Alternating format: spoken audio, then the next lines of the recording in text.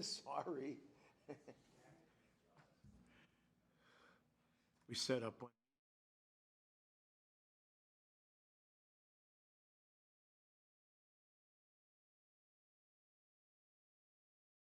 Good morning, everyone. Today's Thursday, August 20th, 2020. The time is 10:03 a.m. Thank you, everyone, for attending. This is a special meeting to discuss the University of Idaho Extension Office and potential relocation. Attending are Commissioners Duncan, Brooks, and Filios. Do we have any changes to the agenda? Okay, also joining us is Charlotte Wilson from the University of Idaho Extension.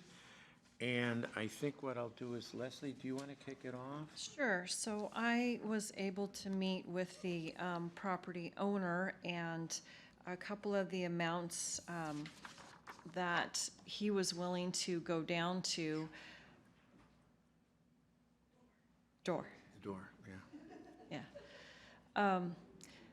Well, let me start with the whole amount of money that we have is finite. We have a chunk of money that was unanticipated revenue. So this money has to last pretty much until another home is found. So with the 2 suites that we were looking at, the smaller suite, we negotiated down to $3,000 per month, and then the larger suite is $6,000. Now, it's a 2-year lease. So no matter what is done, the finances we have will cover 2 years for the smaller suite, plus leave some money over for expenses. So internet or, I'm not sure what, utilities. So utilities are not included in that amount of lease. And then there was some also other negotiating points, which is not, it's relevant to the board, but not necessarily to the issue at hand. So I understand that this is a little bit less than what you have, but they are able to get you in before September 30th, and if we can sign that 2-year lease on the smaller portion. And I think there's some, Sean, do you remember if there was some kind of repairs or something else that was going to happen in that smaller? Yeah, the only thing that he said would need to be done is he's got to put that false wall in. Gotcha. To separate the two. He said the 2,200 square foot side is pretty much move-in ready. Gotcha, Yeah. okay. Right. So while not ideal, that's what we have to work with. Were you able to look at the mall or any other locations? Sure, yeah, if you want to just, He's here, yeah. yeah.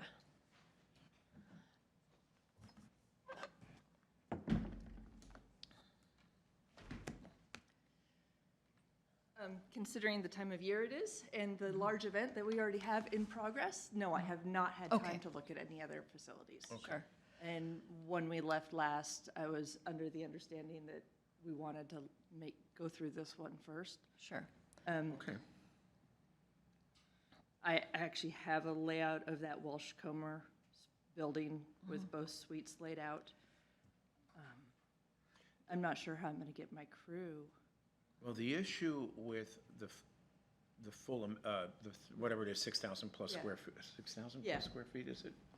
No, total- 4,000 plus combined- square There's feet. Yeah, the 2,200 on one side and Do we know if Alexia or anybody was calling in? 2,200 on one side, 4,200 on the other side. Okay, so I just roughly, want to make sure. Yeah, roughly 6,400 square feet. Right. Okay, Yeah. apparently, Charla, yeah. and again, from what Leslie explained the other day, Welch Comer is not willing to accept anything less than a 2-year lease. Thank you. You are the only We can't do the participant in the 2-year at call. the- And, Okay. and I get that. Okay. I get that we're not looking at both sides. I'm just looking at that smaller section. It's one of those, I have notes on Sure. how Yeah, we yeah, could, go ahead. how we could make the larger side work, and I would have sufficient office spaces for all of our staff and programming. Right. I had not even tried to wrap my head around how to make that smaller side work. Right. So as far as the larger side goes, I mean, it's a 2-year lease. We would have money to cover the first year, but that would be it. So I don't know, how we could sign a 2-year lease without knowing where that second year is coming from. So, and I don't know what the possibilities are. So if we talk about a 2-year lease and it's an additional, what is it, 72,000. 72,000, and you can't raise it, you don't want to reduce the 156 by 72,000, I don't think. Right. That's No, roughly half. I appreciate the situation you guys are in, that you have the finite amount of money and you're trying to provide us housing Right. for the span that we'll need to get onto a new building on the fairgrounds, but that we have that time lag that it's gonna take, and it's kind of an unknown time lag Right. that we're looking at. I also know that I have to have enough space to house all of our staff and to be functional to offer the services that our customers have become, that your citizens have become used to. Right. Sure. Is anybody working from home right now or working online? No, we're all working out of the office. It's one of those, we have so much, the plant clinic, while we're not doing face-to-face, but our staff is coming in because that's where the resources are at, so that they can identify Okay. everything that's coming. Our Eat Smart staff has been working with sites all through. They've reworked how they're doing their service on sites, but they've still been working out of our office since we've returned. So what's the shortcoming of the smaller space? Is it conference room? Yeah, it's one of those, I need 6 offices. So there's 5 here, and a 6th Well- one can be put on this other wall here. They Well- had actually 3 desks on this one wall. So I have 6 offices and 2 admins. And just looking at this, that the place that would be the entrance would need to be my admins and or foyer. That leaves the 2 solid offices and 3 very small partitioned offices. And then that larger space in the back, and this one's, to be honest, I hadn't even thought of what it would look like for us to be on that side, so I'm having a hard time on the Picturing spot it. in the Sure. moment, Sure, trying to put that vision together. right. Well, I mean, I'm not opposed to finding something else. I just don't know that I have the time to, That's going to be the issue. go out and search for more locations either. And it's an issue for me as well, because Right. we're doing our Your 4-H 4-H event. right now, yeah. I'm on day 5 of a 15-day run, Yeah, so, yeah. I mean, this is, I know the conversation started back in June, but this is a Right. really, really Well, tough the time the for me. pace of government, I totally Well, get it. it's the pace of the university, too. Is the armory, I'm just throwing it out, Yep. is that out of the question? I have no idea what it looks like. As one as I know that's been years ago when we were moving into the building we're in now, I believe that came up. Go ahead. I'm just throwing it out. It could be, I'm open to still. I wouldn't do that. I'm sorry? I wouldn't do that. You would not, okay. No, I wouldn't do that for a couple reasons. There's some other plans that possibly could happen to that. And no matter Oh, what you that's do, true. That's true. no Never matter, mind. I mean, we need to Yeah. take that issue up. And then no matter what you do, if you don't buy the land, you're still leasing the land and you're still gonna have to do some work to the building. So if you have somebody who's willing to give you the money for free to fix the building, it would be a better option, Yeah, I okay. think. And the 2,200 square feet, less, Greg and I figured it out, less the big meeting room, that's only a reduction of just under 1,000 square feet. Right. So it's not ideal, but it's free. I mean, it's 2 years of rent-free space. Well, it's one of those, I'm just trying to, I have 6 staff, I have 2 admins, we need a place for the plant clinic. We need a place to have our, copier and supplies and that kind of stuff. And like I said, I'd had that vision, and it works quite nicely over on the 4,000. I'm not sure how to reduce that by half. Right. Well, I think if I remember right, there was, Greg, wasn't there like some cubicle areas kind of, Yes. temporary wall? Yes, Sean. I Yeah, have the yeah, map. he has Yeah, so, I know what it looks like. I've Right. walked through it and I have the map. It's just one of those, I also know what I have for staff and what we need for workspace. Let me ask you this, what do you charge, do you charge for any of the services that you provide? So when they do workshops and stuff, it'll be like a $5 to $10 unless there's heavier materials into it, and then they will charge upwards to cover our materials. Our goal as Extension is to provide non-traditional education at a very cost-effective. We want to cover our expenses for our events. So when we do a workshop, we cover those expenses.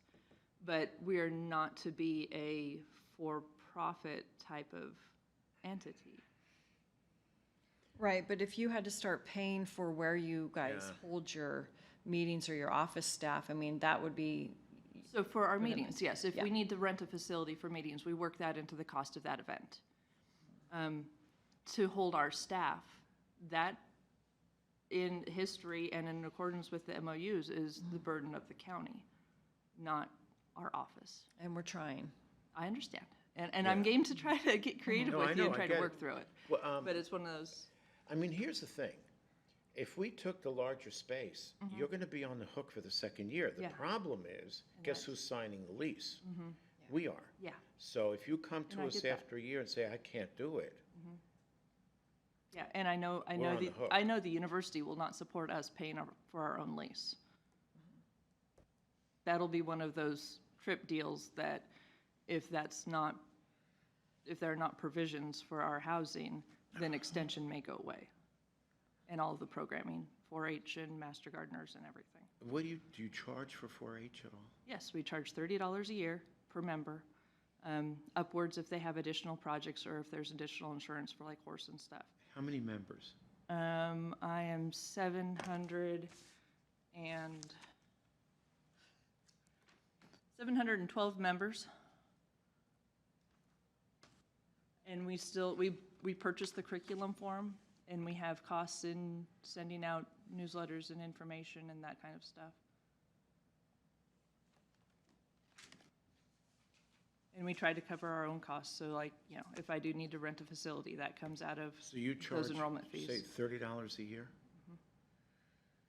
Comes out to a little over 21,000.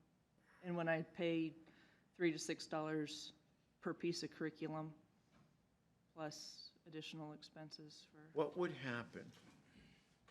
Somebody listening in is gonna prepare to lynch me after this meeting. What would happen if you took it up to $100 a year? no way. When you say no way? I have families that I have to scholarship in as it is, because they can't afford to have their kids, they can't afford the $30 per kid. I have some Okay. things on that, so it's one of those, if I need to scholarship them, I'm not gonna scholarship a kid that's doing a market animal or something, because they have to be able to pay for that feed. Right. So somewhere they should be able to come up with $30. But if I have a kid that wants to do a photography project or something, cooking project, I will scholarship that kid through the program. And we have a lot of families that are on the lower end. We have the full spectrum. Sure. I'll phrase it that way. We have the full spectrum of income levels in our program. And I don't want to ever price a kid out of this opportunity. Okay, so when you say, when you talk about the offices, are you locating or planning to locate one individual per office? Well, the smaller offices, there's the smaller 3 temporary, the partial wall ones, there's no more than one person in per those spaces.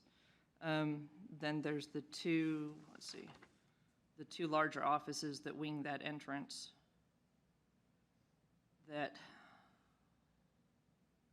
I don't know, it's one of those, in all reality, I'd have to use one of them as the plant clinic, because we have 5 volunteers in that space in one time, and they'll be sitting on each other, and so then we run into social distancing issues. Because we'll have to take all that into Okay, consideration too. if you had to split your staff between there and the fairgrounds, now you're right across the street, is it doable? How does my administrative team handle that? And where would my other half at the fairgrounds be? I don't know. Yeah, There is another office in this area that has its own back door, if you can see at the 300 bottom. suite? Nope, 200, but it's another That office. storage area? Yeah, but it's set up that it can be an office. Because it doesn't have any windows or anything, it's, No, it's got an exit though. okay, it does have an exit. Yeah, so that Um, could fit at least 3 people in we're- there if you had to do desks in there. It's just about the same size as the one that we built across from the meeting room. Where you're, no, not the plant clinic, Oh, on the the other corners. side. Where I think The you're, Eat Smart. yeah, the Eat Smart people are in there now, and they're only part-time, so they kind of come and go. And I've got it's, about 10 of them that it's- come and go out of that. right, but they're not all 10 in there at once. And that room's almost the same size. Okay. So, and it has its own door, so they could, in theory, have their own key and just come and go. I mean, it was a pretty good sized room. Yeah. Like I said, it's one of those, I hadn't even envisioned this situation. So, like I said, sometimes it takes me a little bit to be able to Sure. process it and put that vision together. And So it's a little bit of a short-term sacrifice for a longer-term gain, and the longer-term gain being what we wind up building at A the real building. fairgrounds. Yeah. So I'll tell you what, I will make just one more phone call. I will call them all, see if they have something that fits in our price range for 2 years. And try to envision though there, and even if you need to go back out, Sean can facilitate that to get back out there, because they had, I think, 3 people along that one wall. And I don't know, on your paper, it's the common wall